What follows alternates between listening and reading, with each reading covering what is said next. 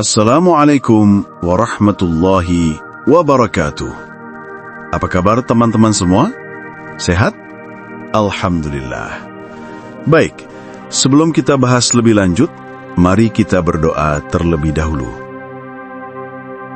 Ya Allah, jika hari ini ada di antara kami yang sedang sakit, mohon angkatlah penyakitnya ya Allah. Berikanlah kesembuhan untuknya. Karena hanya Engkaulah yang Maha menyembuhkan.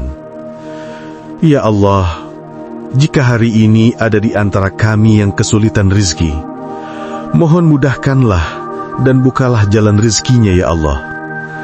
Karena hanya Engkau Maha pemberi rizki. Ya Allah, jika hari ini ada di antara kami ada yang berhutang, selesaikanlah hutangnya, mudahkan urusannya, dan luaskanlah rizkinya. Amin. Amin ya Rabbal Alamin. Baik, mari kita mulai. Jangan berikan rahasiamu pada siapapun. Jika kau menjaganya, kau adalah tuan. Jika kau membukanya, kau adalah budak. Ada ironi kecil dalam perjalanan menuju sukses. Semakin jauh seseorang melangkah, semakin banyak hal yang justru harus ia sembunyikan. Bukan karena ia menjadi palsu, bukan karena ia memakai topeng, tapi karena dunia tidak selalu ramah terhadap proses mentah yang sedang dibangun diam-diam. Ada tahap-tahap dalam hidup, di mana keterbukaan justru membuat orang kehilangan fokus, kehilangan energi, atau bahkan kehilangan kendali atas arah yang sedang diperjualkan. Para pemula sering merasa harus menceritakan semuanya, rencana, mimpi, strategi, ambisi. Sementara para pemenang belajar satu pelajaran penting, tidak semua hal pantas diletakkan di meja publik. Setidaknya ada 3 hal yang hanya tumbuh ketika dirawat dalam diam. Ada kekuatan yang hanya muncul ketika tidak dipamerkan. Dan ada langkah-langkah yang lebih aman jika disembunyikan dari mata yang salah. Jika kamu siap, yuk kita bahas. Rencana besar adalah sesuatu yang lahirnya masih rapuh, seperti tunas yang baru muncul dari tanah. Pada tahap itu, ia belum cukup kuat menahan angin komentar orang lain, apalagi badai keraguan yang sering datang justru dari orang terdekat. Banyak orang gagal bukan karena idenya buruk, tapi karena mereka membiarkan terlalu banyak suara masuk sebelum fondasinya cukup kuat untuk berdiri sendiri. Ketika kamu memberitahu seseorang tentang rencana besarmu, kamu sedang membuka ruang untuk penilaian yang belum tentu kamu butuhkan.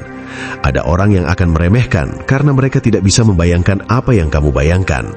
Ada yang memberi nasihat berdasarkan ketakutan mereka, bukan berdasarkan kemampuanmu. Bahkan ada yang diam-diam menjadikannya inspirasi untuk dirinya sendiri, atau lebih buruk, memotong jalanmu tanpa rasa bersalah. Bayangkan seseorang ingin membangun bisnis kecil di bidang kreatif. Di fase awal, idenya masih berubah-ubah, masih perlu eksperimen. Tapi saat ia bercerita ke temannya, ia mendapat respon seperti, "Yakin bisa, banyak yang bangkrut loh." Atau, "Saingannya banyak banget, mending cari kerja aman dulu." Seketika itu, motivasinya runtuh, padahal belum pernah ia coba. Rencana yang tadinya hidup, tiba-tiba kehilangan nafas karena komentar yang tidak perlu. Atau contoh lain, seseorang ingin menulis buku. Ia baru menulis bab pertama, tapi sudah banyak bercerita pada teman-temannya. Hasilnya, ada yang bilang idenya nggak menarik. Ada yang bilang tulisan butuh pengalaman 10 tahun dulu. Ada yang malah menertawakan ambisinya. Bukan karena mereka jahat, mereka hanya tidak melihat dunia dalam kepalanya. Rencana besar butuh keheningan, butuh ruang untuk berkembang tanpa tekanan. Simpan dulu, eksekusi dulu, tunjukkan setelah mulai terlihat bentuknya. Orang akan lebih menghargai hasil daripada konsep yang masih setengah matang. 2. Ambisimu terdalam. Ambisi terdalam seringkali bukan sesuatu yang kamu ucapkan, tapi sesuatu yang kamu jaga. Ia seperti api kecil di dalam dada. Jika terlalu cepat ditunjukkan ke dunia, angin luar bisa memadamkannya sebelum sempat menyala. Dan faktanya, bukan semua orang mampu menerima intensitas ambisimu, bahkan banyak yang merasa terancam olehnya. Ada orang yang ketika mendengar ambisimu, mereka tidak merespons dengan dukungan, tetapi dengan perbandingan. "Oh, kamu mau ke situ? Aku juga dulu pernah kepikiran begitu." Ada pula yang menertawakan, bukan karena ambisimu tidak mungkin, tapi karena mereka tidak sanggup membayangkan diri mereka sendiri setinggi itu. Kadang komentar paling melemahkan datang dari mereka yang diam-diam takut kamu berhasil lebih cepat daripada mereka. Ambisi perlu dilatih dalam ruang privat. Contohnya, seseorang ingin menggapai beasiswa luar negeri. Ia diam-diam belajar bahasa, memperbaiki portofolio, mencari mentor online, dan terus membangun langkah kecil setiap hari.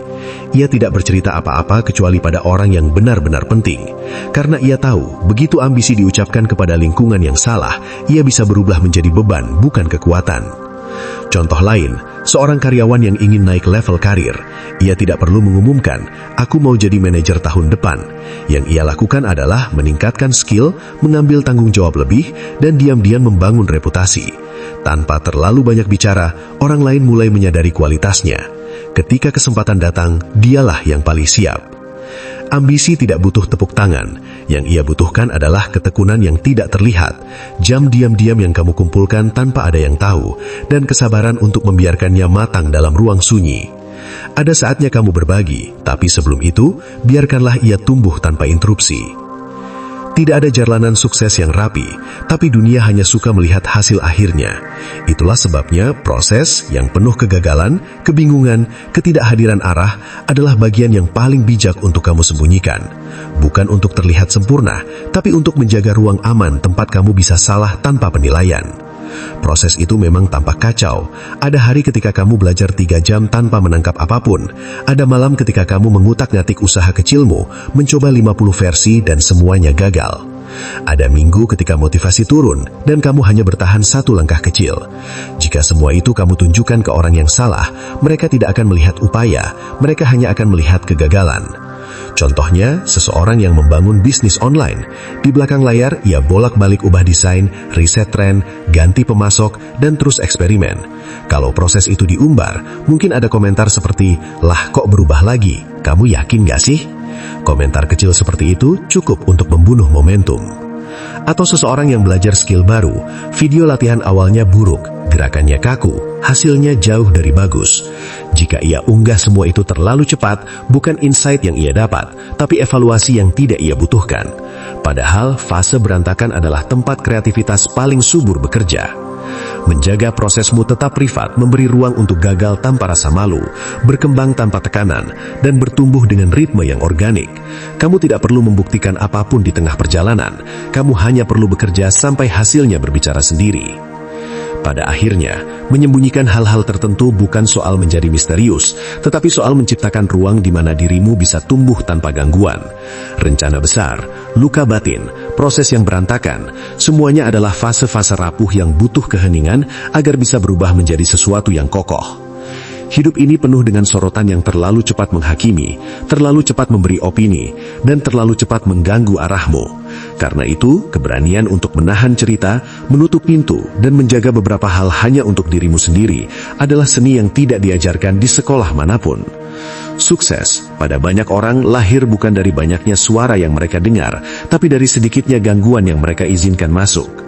Ketika kamu tahu apa yang harus dibagi dan apa yang harus tetap menjadi rahasia, kamu menciptakan jalur yang lebih bersih untuk fokus, lebih aman untuk tumbuh, dan lebih kuat untuk bertahan. Ada hal-hal yang memang baru layak dibagikan ketika sudah matang, bukan ketika masih bertunas. Dan ketika kamu bisa mengelola batas itu, kamu tidak hanya bergerak menuju sukses, kamu bergerak dengan tenang, tegak, dan tanpa perlu meminta persetujuan siapapun. Sebelum saya akhiri, mari kita berdoa bersama. Ya Allah, jadikanlah kami pribadi yang sukses dunia dan akhirat. Berikanlah kami kekuatan untuk meraih impian kami, serta kemampuan untuk memberikan manfaat bagi sesama. Jadikanlah setiap rizki yang kami peroleh dapat menjadi berkah bagi diri kami, keluarga, dan orang-orang di sekitar kami. Amin, ya Rabbal Alamin. Demikian, semoga video ini membawa manfaat dan inspirasi untuk kita semua. Wassalamualaikum warahmatullahi wabarakatuh.